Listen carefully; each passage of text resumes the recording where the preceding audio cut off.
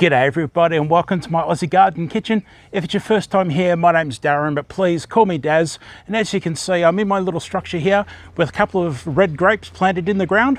I've just done it, so let's go have a look and see how I did it. Let's go.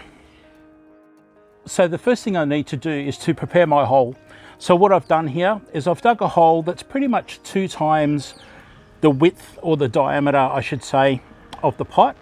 And I've also done it 2 times deeper than the size of the pot. The reason for that is that grapes really don't like soggy roots. So the plan is to have a deeper hole, and the excess moisture is going to go down below the roots to the bottom of the hole. And I'll have this guy here planted just a bit higher in the dirt, so it should be fine. Now, speaking of the dirt and the soil, I've got an organic mix of compost here that I make here in my yard. And what I'm going to do is, this is the sandy soil that's come out of the hole, and I'm going to blend that with the organic mix. Now, grapes like the sandy soil because it's going to drain really well. And then I've got that organic matter in here to mix with it, just to give them a bit of organic matter to sink those roots into and to help grow and thrive. I'm going to be planting 2 types of grapes today.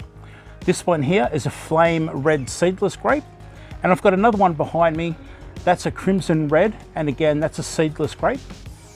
So when I prepare the hole, I like to get the organic mix and the sand and mix it all together, and then get a great big nice handful or 2 of blood and bone.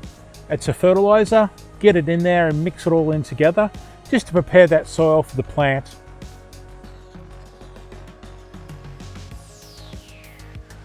So now it's time to put the plant into the ground. So first I need to make a bit of a well, just to make a bit of a hollow there for the plant to go into the soil.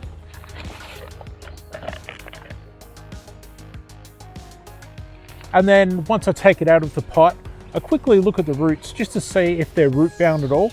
But in this case, they're not, they're growing straight down. So I'm not even going to tease them. I'm just going to put it straight into the ground and start to backfill.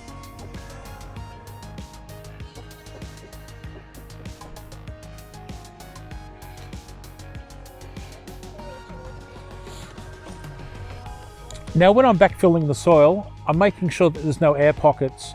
You really don't want air pockets in the ground at all, because what could happen is that the roots may go into that little air pocket and they'll dry out and die, and that's not a good thing. So yeah, just be careful when backfilling that you really try and get the soil all around the roots and there's no air pockets at all.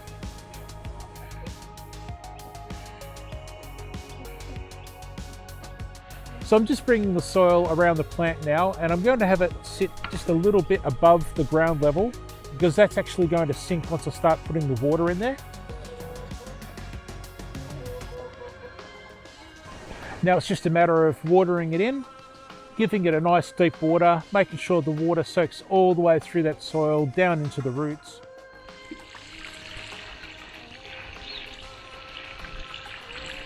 All right, so there we have it. We've got the 2 grapes into the ground now.